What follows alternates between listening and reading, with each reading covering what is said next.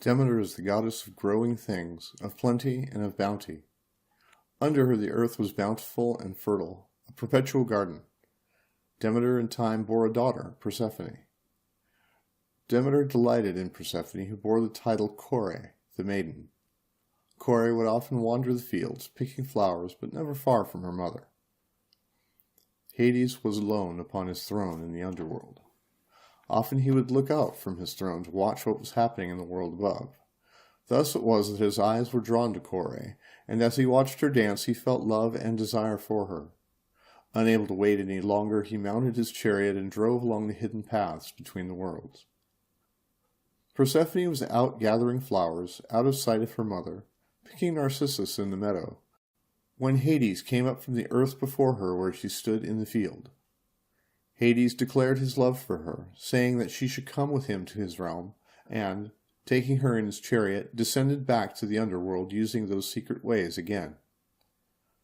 Demeter called for Kore, as she kept her daughter close at all times, unwilling to be long parted from her. Receiving no answer, Demeter searched the earth for her, being able to see all living, growing things, but Persephone could not be found anywhere on the face of the living earth. Demeter fell into a deep despair at the loss of her Kore, and drawing a dark veil over her golden hair, flew over land and sea, seeking a sign of her beloved daughter without success. After 9 days, following the advice of Hecate, she spoke with Helios, the sun, who revealed to her that Persephone had descended into the underworld with Hades. In anger and despair, Demeter left Olympus and wandered upon the earth for a time, but Persephone was not returned to her. Finally, she turned away from the earth in her grief. Without her, the earth began to wither and die, to grow barren and lifeless, refusing to give forth any crops. Zeus and all the gods approached her to ask her to return life to the earth, that all living things would not perish as a result of her grief. Demeter refused and would not relent unless her Kore was returned to her. Zeus then sent Hermes to Hades, commanding him to return Persephone to her mother. But before doing so, Hades promised Persephone that she was not to be a servant or prisoner of his, but a queen of the underworld in her own right. She accepted food from him in token of this, in the form of 6 blood-red pomegranate seeds, a symbol of a marriage bond, which she ate. Hades then met with Zeus and Demeter, bringing Persephone with him. At first, Demeter was happy and joyful, seeing her beloved Kore again. As Demeter looked upon her longer, she trembled with dread, asking if she had taken any food while in the underworld.